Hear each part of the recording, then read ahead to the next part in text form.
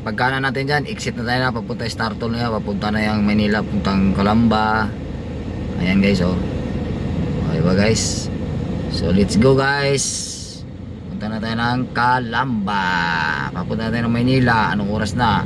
Alas 10:22. Oh, umalis ako doon ng halos 2 oras na guys. Nandito pa ako sa Lipa, Batangas. Ayan, Lipa pa to guys, Lipa.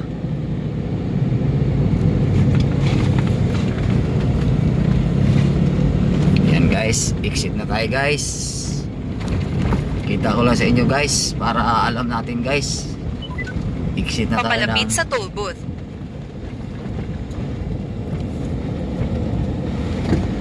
Ayan guys, oh. Pass through pa rin tayo dito guys. Let's go guys. Guys, ayan. Nandito na tayo sa Lipa. Anong oras na? Alas 10. So umalis tayo ng alas 8:30.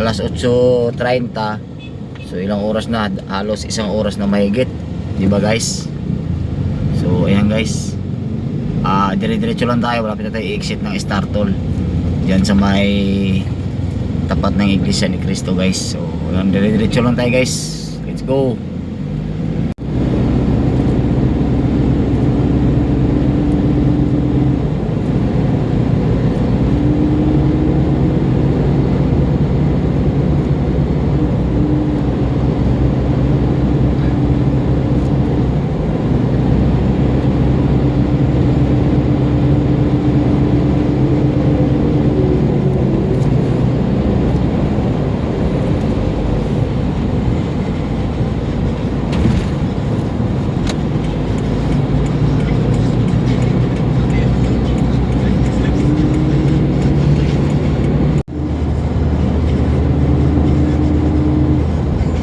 So guys, ginagawa pa rin yung gitna, hindi pa tapos.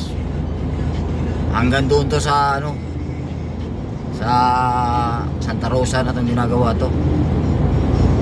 Let's go guys, let's go.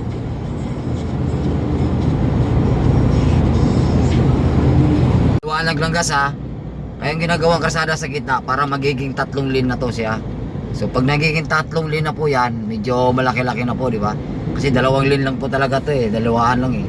So tatlong lane na po to, 4 pa, gawin niya 4 yan. So maging 4 na tong lane, kabila din 4 na lane. Ayun ang maganda sa Star Toll. Pinapalaki yan na guys kasi talagang marami nang dumadaan dito eh. Manila, papuntang Manila, papuntang Batangas. Yun na guys, let's go. Yan guys, Santo Tomas na tayo. Nandito malapit na tayo sa Calamba. So ayan guys, tuloy-tuloy lang biyahe natin. So napakaganda na yung kalsada natin kasi pinapalaki na talaga nila. Malapit na talaga ito pag natapos to, sobrang laki na.